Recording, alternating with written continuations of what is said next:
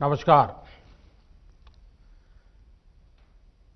अलीगढ़ मुस्लिम university के chancellor his holiness doctor Syedna Mufaddal Saifuddin साहब,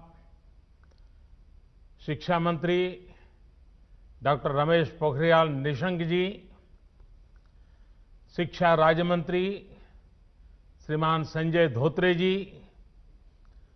vice chancellor भाई तारिक मंसूर जी, सभी प्रोफेसर्स, स्टाफ, इस कार्यक्रम में जुड़े एएमयू के हजारों छात्र छात्राएं, एएमयू के लाखों एलुमनाई, अन्य महानुभाव और साथियों, सबसे पहले मैं आप सभी का आभार व्यक्त करना चाहता हूं।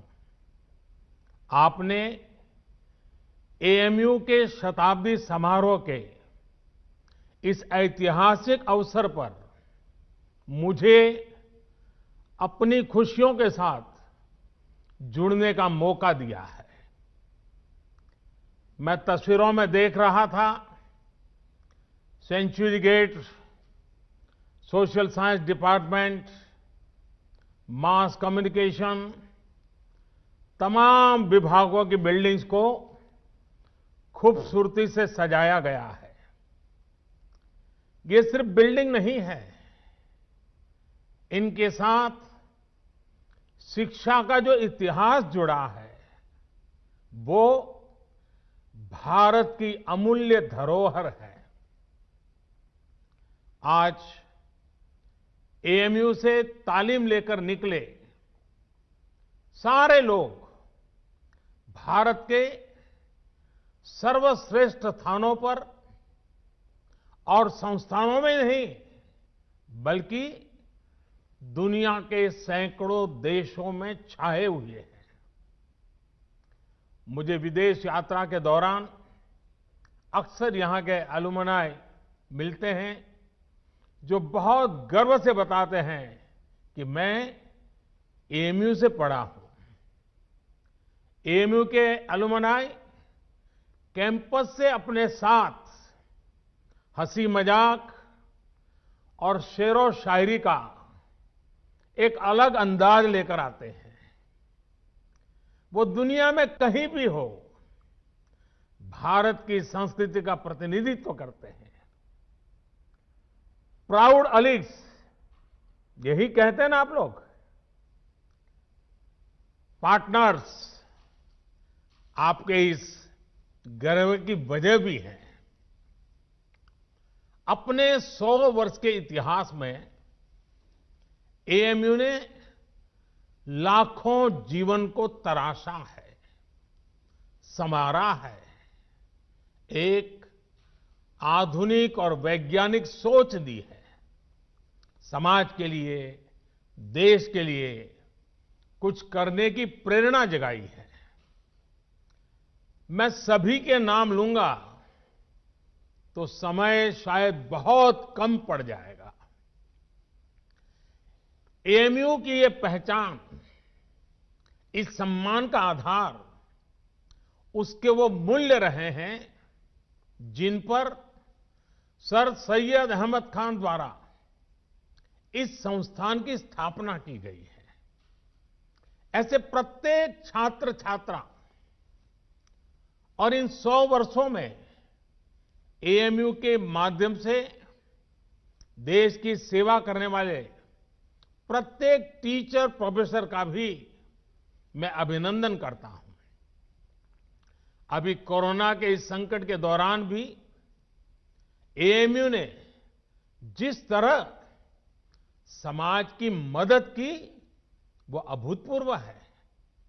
हजारों लोगों का मुफ्त टेस्ट करवाना, आइसोलेशन वार्ड बनाना, प्लाज्मा बैंक बनाना और पीएम केयर फंड में एक बड़ी राशि का योगदान देना समाज के प्रति आपके दायित्वों को पूरा करने की गंभीरता को दिखाता है। अभी कुछ दिन पहले ही मुझे चांसलर डॉक्टर सैयदना साहब की चिट्ठी भी मिली है। उन्होंने वैक्सीनेशन ड्राइव में भी हर स्तर पर सहयोग देने की बात कही है।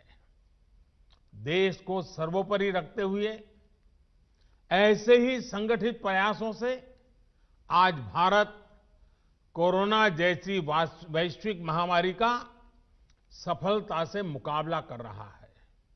साथियों, मुझे बहुत सारे लोग बोलते हैं कि एएमयू कैंपस अपने आप में एक शहर की तरह है।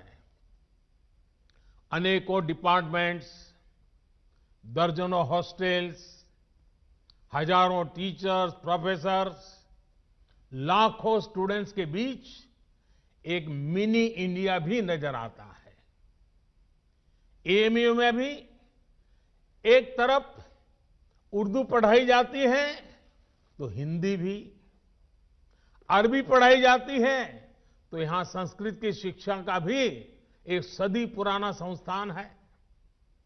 यहां की लाइब्रेरी में कुरान की मैन्युस्क्रिप्ट है तो गीता रामायण के अनुवाद भी उतने ही सहज कर रखे गए हैं। ये विविधता एएमयू कैसे और एएमयू जैसे प्रतिष्ठित संस्थान की ही सिर्फ नहीं, देश की भी ताकत है।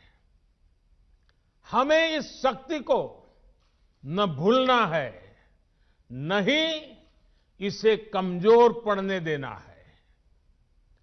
एएमयू के कैंपस में एक भारत श्रेष्ठ भारत की भावना दिनों दिन मजबूत होती रहे, हमें मिलकर इसके लिए काम करना है। साथियों, बीते 100 वर्षों में एएमयू ने दुनिया के कई देशों से भारत के संबंधों को सशक्त करने का भी काम किया है। उर्दू, अरबी और फारसी भाषा पर यहां जो रिसर्च होती है, इस्लामिक साहित्य पर जो रिसर्च होती है, वो समूचे इस्लामिक वर्ल्ड के साथ भारत के सांस्कृतिक रिश्तों को नई ऊर्जा देती है। मुझे बताया गया है कि अभी लगभग 1000 विदेशी स्टूडेंट्स हमारे यहां एएमयू में पढ़ाई कर रहे हैं। ऐसे में एएमयू की ये भी जिम्मेदारी है कि हमारे देश में जो अच्छा है, जो बेहतरीन है, जो देश की ताकत है, वो देखकर, वो सीखकर, उसकी यादें लेकर के ये छात्र अपने अपने देशों में जाएं। क्योंकि एएमयू में जो भी बातें वो सुनेंगे, देखेंगे, उसके आधार पर वो राष्ट्र के तौर पर भारत की आइडेंटिटी से जोड़ेंगे। इसलिए आपके संस्थान पर एक तरह से दोहरी जिम्मेदारी है, अपना रिस्पेक्ट बढ़ाने की और अपनी रिस्पॉन्सिबिलिटी बखूबी निभाने की। आपको एक तरफ अपनी यूनिवर्सिटी की सॉफ्ट पावर को और निखारना है और दूसरी तरफ नेशन बिल्डिंग के अपने दायित्व को निरंतर पूरा करना है। मुझे विश्वास है एएमयू से जुड़ा प्रत्येक व्यक्ति, प्रत्येक छात्र छात्रा अपने कर्तव्यों को ध्यान में रखते हुए ही आगे बढ़ेगा। मैं आपको सर सैयद द्वारा कही गई एक बात, उस बात की आज याद दिलाना चाहता हूं। उन्होंने कहा था, अपने देश की चिंता करने वाले का पहला और सबसे बड़ा कर्तव्य है कि वो सभी लोगों के कल्याण के लिए कार्य करे, भले ही लोगों की जाति, मत या मजहब कुछ भी हो। साथियों, अपनी इस बात को विस्तार देते हुए सर सैयद ने एक उदाहरण भी दिया था। उन्होंने कहा था, जिस प्रकार मानव जीवन और उसके अच्छे स्वास्थ्य के लिए शरीर के हर अंग का स्वस्थ रहना जरूरी है, वैसे ही देश की समृद्धि के लिए भी उसका हर स्तर पर विकास होना आवश्यक है। साथियों, आज देश भी उस मार्ग पर बढ़ रहा है जहां प्रत्येक नागरिक को बिना किसी भेदभाव देश में हो रहे विकास का लाभ मिले। देश आज उस मार्ग पर बढ़ रहा है जहां का प्रत्येक नागरिक संविधान से मिले अपने अधिकारों को लेकर निश्चिंत रहे, अपने भविष्य को लेकर के निश्चिंत रहे। देश आज उस मार्ग पर बढ़ रहा है जहां मजहब की वजह से कोई पीछे न छूटे, सभी को आगे बढ़ने के समान अवसर मिले, सभी अपने सपने पूरे करें। सबका साथ, सबका विकास, सबका विश्वास, यह मंत्र इसका मूल आधार है। देश की नीयत और नीतियों में यही संकल्प झलकता है। आज देश गरीबों के लिए जो योजनाएं बना रहा है, जो बिना किसी मत मजहब के भेद के हर वर्ग तक पहुंच रही हैं, बिना किसी भेदभाव 40 करोड़ से ज्यादा गरीबों के बैंक खाते खुले, बिना किसी भेदभाव 2 करोड़ से ज्यादा गरीबों को पक्के घर दिए गए, बिना किसी भेदभाव 8 करोड़ से ज्यादा महिलाओं को गैस कनेक्शन मिला, बिना किसी भेदभाव कोरोना के इस समय में 80 करोड़ देशवासियों को मुफ्त अन्न सुनिश्चित किया गया, बिना किसी भेदभाव आयुष्मान योजना के तहत 50 करोड़ लोगों को 5 लाख रुपए तक का मुफ्त इलाज संभव हुआ। जो देश का है वो हर देशवासी का है और इसका लाभ हर देशवासी को मिलना ही चाहिए। हमारी सरकार इसी भावना के साथ काम कर रही है।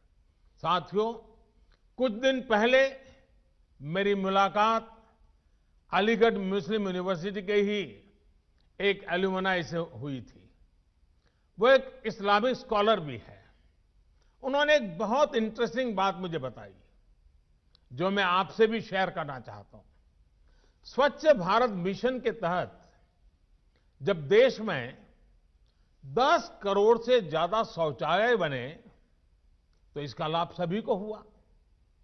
ये शौचालय भी बिना भेदभाव ही बने थे, लेकिन एक उसका एस्पेक्ट ऐसा जिनकी उतनी चर्चा नहीं हुई है और न ही एकेडमिक वर्ल्ड का इस पर उतना ध्यान गया है। मैं चाहता हूं कि अलीगढ़ मुस्लिम यूनिवर्सिटी का भी हर स्टूडेंट इस पर गौर करे। मेरे साथियों, एक समय था जब हमारे देश में मुस्लिम बेटियों का ड्रॉप आउट रेट, शिक्षा में से ड्रॉप आउट रेट 70% से ज्यादा था, 70% से ज्यादा था। मुस्लिम समाज की प्रगति में बेटियों का इस तरह पढ़ाई बीच में छोड़ना हमेशा से बहुत बड़ी बाधा रहा है। लेकिन 70 साल से हमारे यहां स्थिति यही थी कि 70% से ज्यादा मुस्लिम बेटियां अपनी पढ़ाई पूरी नहीं कर पाती थी। इन्हीं स्थितियों में स्वच्छ भारत मिशन शुरू हुआ, गांव-गांव शौचालय बने, सरकार ने स्कूल जाने वाली गर्ल्स स्टूडेंट के लिए मिशन मोड पे अलग शौचालय बनवाए। आज देश के सामने क्या स्थिति है? पहले मुस्लिम बेटियों का जो स्कूल ड्रॉप आउट रेट 70% से ज्यादा था, वो अब घटकर करीब-करीब 30% रह गया है।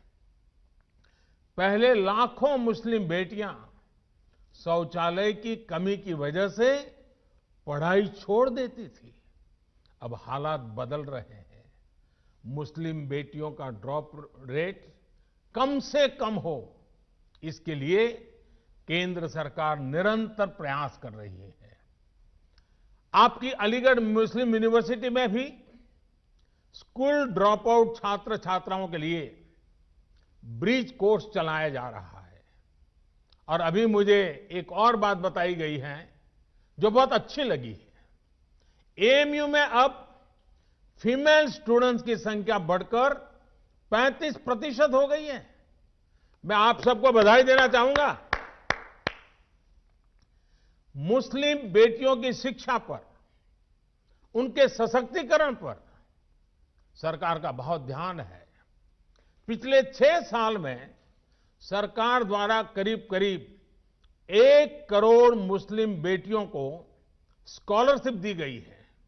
साथियों, जेंडर के आधार पर भेदभाव न हो, सबको बराबर अधिकार मिले, देश के विकास का लाभ सबको मिले, ये एएमयू की स्थापना की प्राथमिकताओं में था। आज भी एएमयू के पास ये गौरव है कि इसकी फाउंडर चांसलर की जिम्मेदारी बेगम सुल्तान ने संभाली थी। 100 साल पहले की परिस्थितियों में ये किया जाना कितना बड़ा काम था, इसका अंदाज लगाया जा सकता है। आधुनिक मुस्लिम समाज के निर्माण का जो प्रयास उस समय शुरू हुआ था, 3 तलाक जैसी कुप्रथा का अंत करके देश ने आज उसे आगे बढ़ाया है। साथियों, पहले ये कहा जाता था कि अगर एक महिला शिक्षित होती है तो पूरा परिवार शिक्षित हो जाता है। ये बात सही है, लेकिन परिवार की शिक्षा के आगे भी इसके गहरे मायने हैं। महिलाओं को शिक्षित इसलिए होना है ताकि वो अपने अधिकारों का सही इस्तेमाल कर सके, अपना भविष्य खुद तय कर सके। एजुकेशन अपने साथ लेकर के आती है एम्प्लॉयमेंट और एंटरप्रेन्योरशिप। एम्प्लॉयमेंट और एंटरप्रेन्योरशिप अपने साथ लेकर आते हैं इकोनॉमिक इंडिपेंडेंस। इकोनॉमिक इंडिपेंडेंस में होता है एम्पावरमेंट। एक एम्पावर्ड वुमेन का हर स्तर पर, हर फैसले में उतना ही बराबर का योगदान होता है जितना किसी और का। फिर चाहे बात परिवार को डायरेक्शन देने की हो या फिर देश को डायरेक्शन देने की। आज जब मैं आपसे बात कर रहा हूं तो देश की अन्य शिक्षा संस्थाओं से भी कहूंगा कि ज्यादा से ज्यादा बेटियों को शिक्षा में जोड़े और उन्हें सिर्फ एजुकेशन ही नहीं बल्कि हायर एजुकेशन तक लेकर के जाएं। साथियों, एएमयू ने हायर एजुकेशन में अपने कंटेम्पररी करिकुलम में उससे बहुतों को आकर्षित किया है।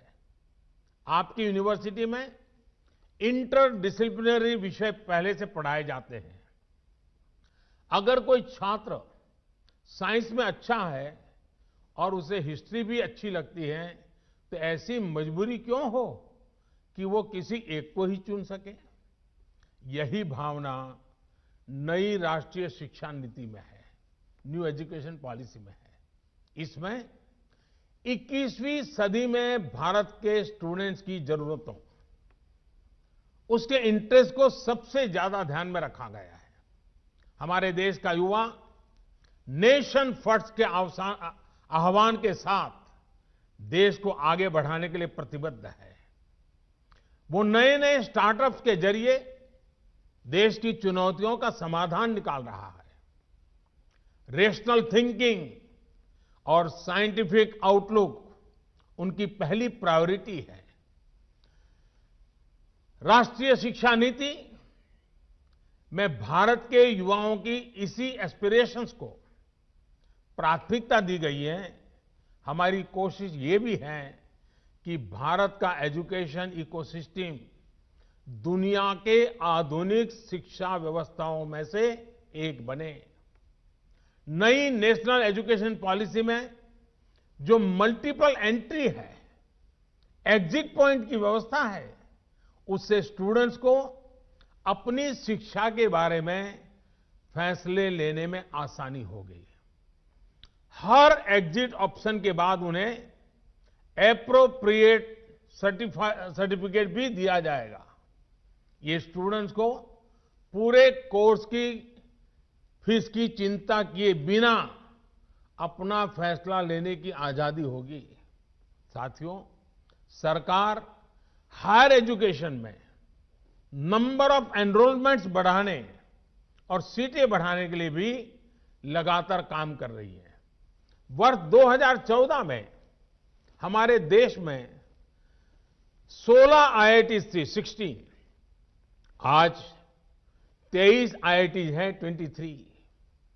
वर्ष 2014 में हमारे देश में 9 ट्रिपल आईटीज थी, 9 ट्रिपल आईटीज थी। आज 25 ट्रिपल आईटीज हैं। वर्ष 2014 में हमारे यहां 13 आईआईएम्स थे, आज 20 आईआईएम्स हैं। मेडिकल एजुकेशन को लेकर भी बहुत काम किया गया है। 6 साल पहले तक देश में सिर्फ 7 एम्स थे, आज देश में 22 एम्स हैं।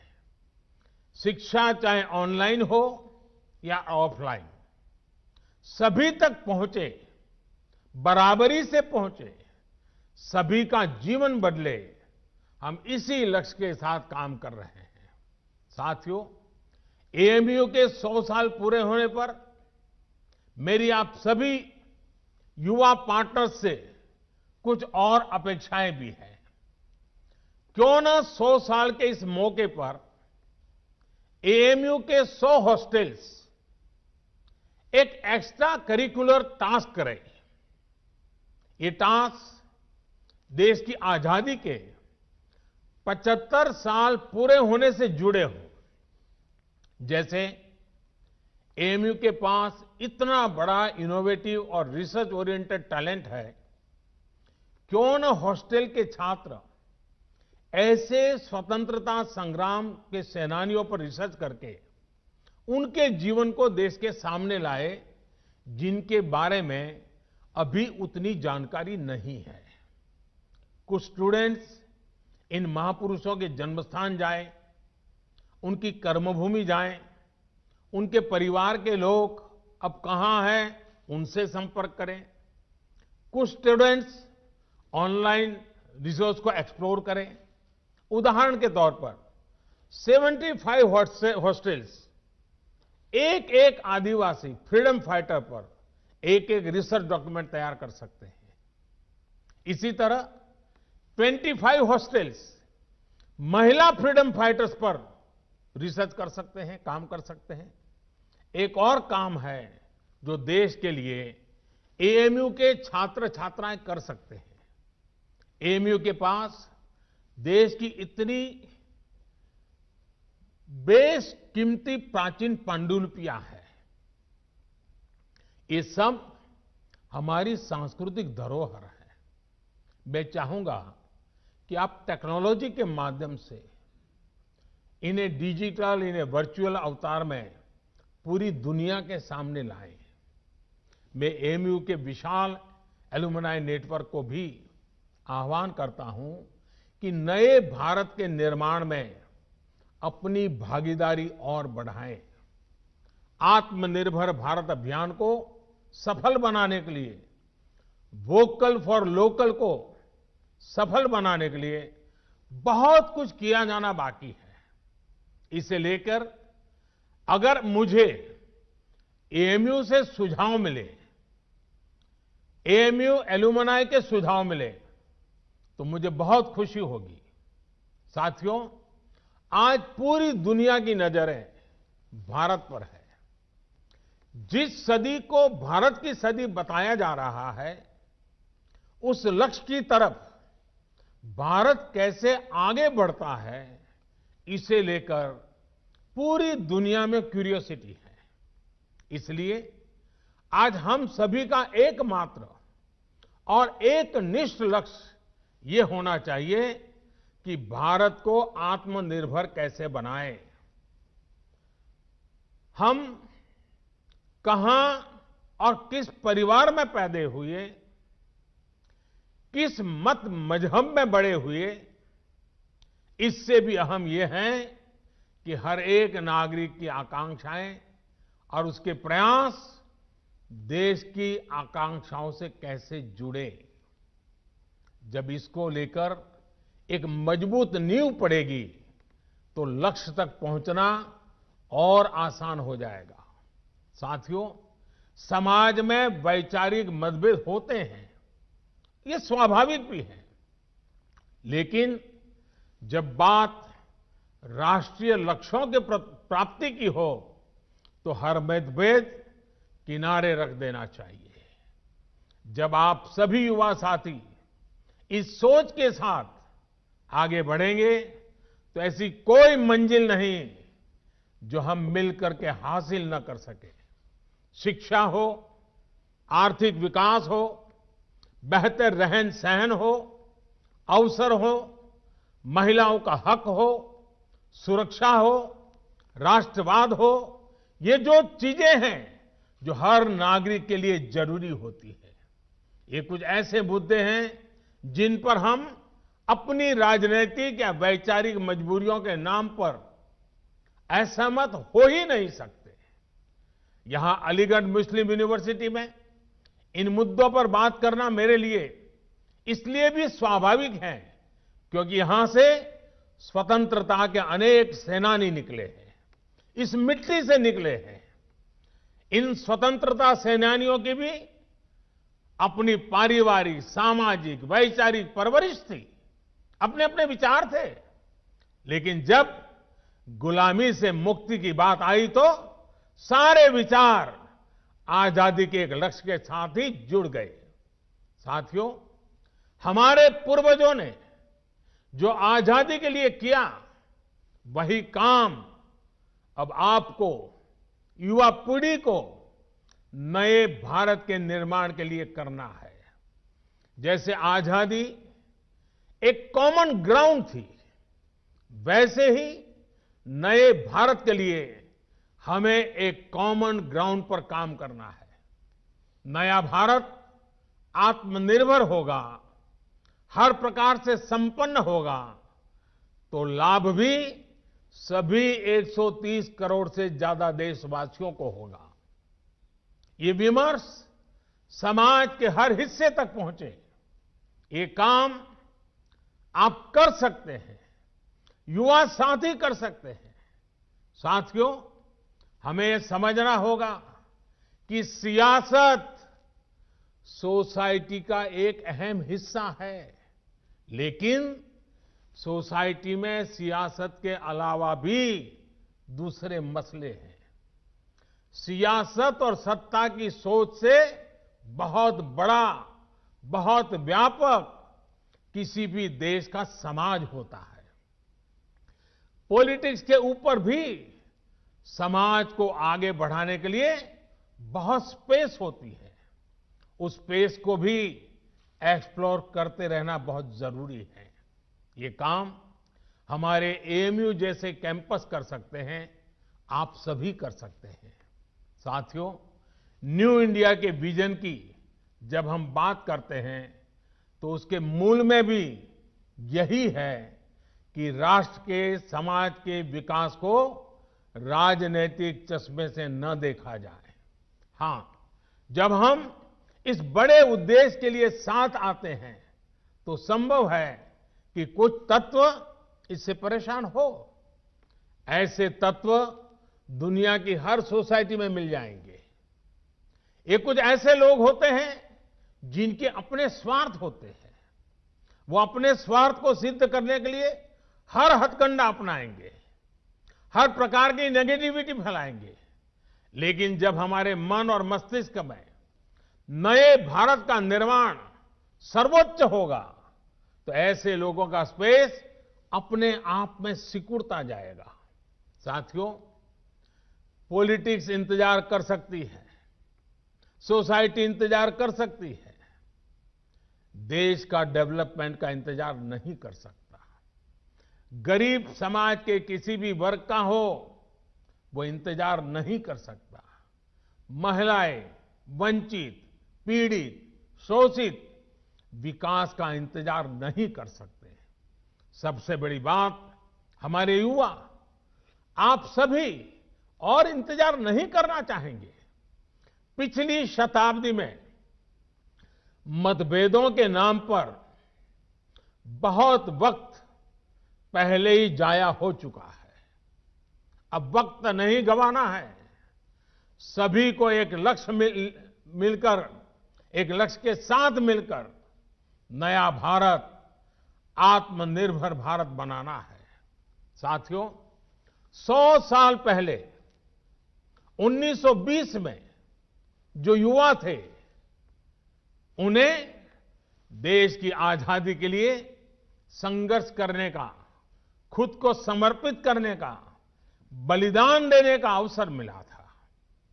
उस पीढ़ी के तप और त्याग से देश को 1947 में आजादी मिली थी। आपके पास, आज की पीढ़ी के पास आत्मनिर्भर भारत, नए भारत के लक्ष्य को पूरा करने के लिए बहुत कुछ करने का अवसर है। वो समय था 1920 का, ये समय है 2020 का। 1920 के 27 साल के बाद देश आजाद हुआ था। 2020 के 27 साल बाद, जो कि अगले 27 साल 2020 से 2047 आपके जीवन के बहुत महत्वपूर्ण साल है। वर्ष 2047 में जब भारत अपनी आजादी के 100 वर्ष पूरा करेगा, आप उस ऐतिहासिक समय के भी साक्षी बनेंगे। इतना ही नहीं, इन 27 साल में आधुनिक भारत बनाने के आप हिस्सेदार होंगे। आपको हर पल देश के लिए सोचना है, अपने हर फैसले में देश हित सोचना है।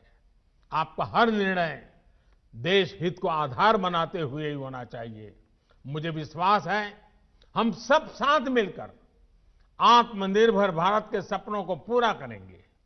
हम सब मिलकर देश को विकास की नई ऊंचाइयों पर पहुंचाएंगे। आप सभी को एएमयू के 100 वर्ष होने पर फिर से एक बार बहुत बहुत बधाई देता हूं। और इन 100 साल में जिन जिन महापुरुषों ने इस संस्थान की गरिमा को नई ऊंचाई पर ले जाने के लिए निरंतर प्रयास किया है, आज उनका भी पुण्य स्मरण करता हूं, उन सबका भी आदर करता हूं।